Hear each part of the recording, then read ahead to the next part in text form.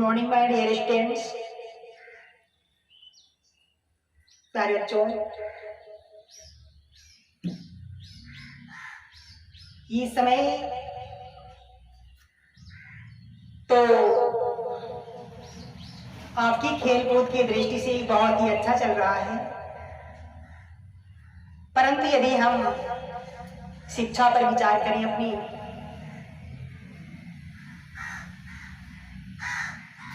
तो शिक्षा की दृष्टि से तो ये समय बहुत ही खराब चल रहा है, बहुत ही मायूस कर देने वाला समय है। क्योंकि इस समय सभी स्कूल और कॉलेज बंद चल रहे हैं।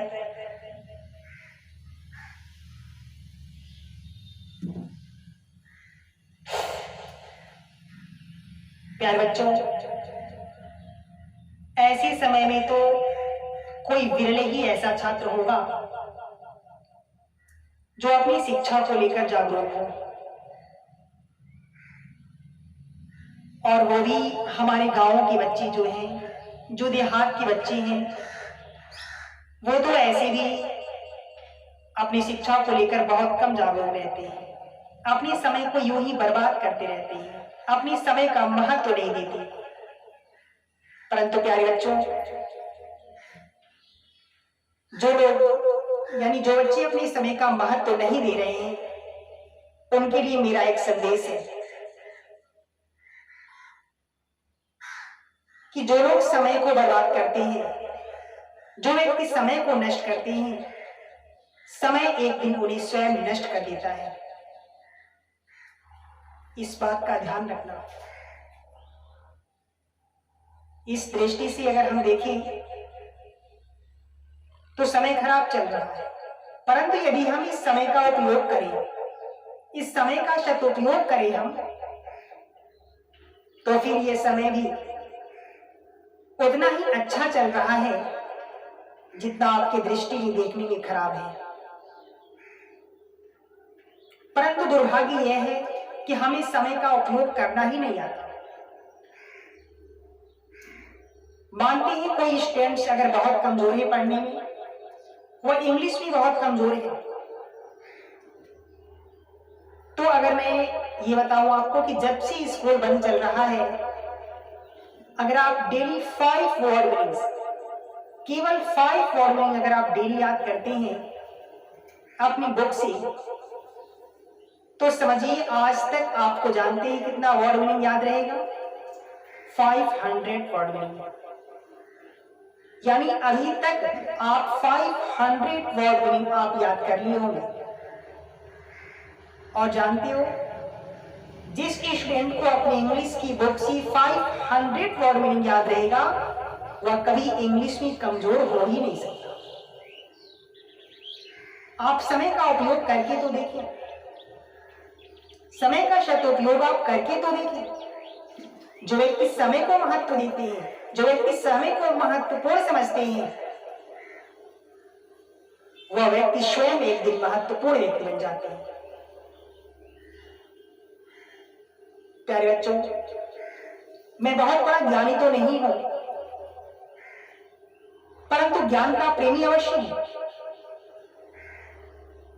और मेरा ये मानना है कि मानव को अपने जीवन को सामान्य रूप से व्यतीत करने के लिए भोजन, कपड़ा और मकान के अलावा अगर कोई और वस्तु की जरूरत है तो वह है एजुकेशन। एजुकेशन एक ऐसा इन्वेस्टमेंट है जिसका रिजल्ट आपको जीवन के अंत समय तक मिलता रहता है। एजुकेशन अपना रिजल्ट आपको जीवन के अंत समय तक देता है। प्यारे बच्चों, यदि आपके पास बहुत धन है, यदि आपके पास पैसे हैं, तो आप उस धन को, उस मनी को आप गोल्ड में कन्वर्ट कर सकते हैं, यानी सोने में कन्वर्ट कर सकते हैं। परंतु ध्यान रखिए, वह जो धन है उसकी भी कम होने का या खो जाने की पूरी संभावना रहती है। जो सोना है उसे भी कम होने की या फिर खो जाने की पूरी संभावना है, परंतु यदि हम उस धन को सोने में कन्वर्ट ना करके, गोल्ड में कन्वर्ट ना करके, यदि हम उसे एजुकेशन में कन्वर्ट करते हैं, यदि उसे हम नॉलेज में कन्वर्ट करते हैं, तो फिर आपका नॉलेज न कम होने वाला है और ना खोने वाला है, वह तो दिनों दिन बढ़ने ही वाला है। प्यारे बच्चों, धन से यानी मनी से कोई भी शक्तिशाली नहीं होता। हाँ, शक्तिशाली रहता है सिर्फ तब तक जब तक कि वह धन उसके पास है, परंतु जैसे ही वह धन समाप्त होता है वह बिल्कुल शून्य हो जाता है। और शिक्षा ऐसी चीज है जो आपको जीवन के अंत समय तक आपको फल देती रहती है। अगर शिक्षा के महत्व को आप समझें और पल पल का उपयोग करें, तो जानते हैं इस खराब समय में भी आप अगर बहुत कमजोर स्टूडेंट हैं तो भी आप इंटेलिजेंट बन सकते हैं। ऐसा दौर, ऐसा समय चल रहा है आपके लिए। प्यारे बच्चों, अगर मैं आपसे पूछूं कि कौन सा राजा किस राज्य में कितने दिनों तक शासन किया, उसने कितना युद्ध किया, कौन कौन से शस्त्रों का प्रयोग किया, तो शायद आप नहीं बता सकते। परंतु बल्ब का आविष्कार करने वाले एडिसन का नाम आप सबको पता होगा। जीरो की खोज करने वाले आर्यभट्ट को आप सब जानते हो। राष्ट्रगान की रचयिता रविन्द्रनाथ टैगोर का नाम सबको पता होगा। गुरुत्वाकर्षण के नियम का प्रतिपादन करने वाले न्यूटन को हम सभी जानते हैं। क्यों? क्योंकि वह राजा नहीं, वह एक विद्वान है। उन्होंने समय का शुभ उपयोग किया है, समयार्जन किया है, न कि उन्होंने धनार्जन किया है। उन्होंने धनों को नहीं अर्जन किया, उन्होंने समय को अर्जन किया है, इसलिए उनकी पूजा होती है। इतिहास साक्षी है बच्चों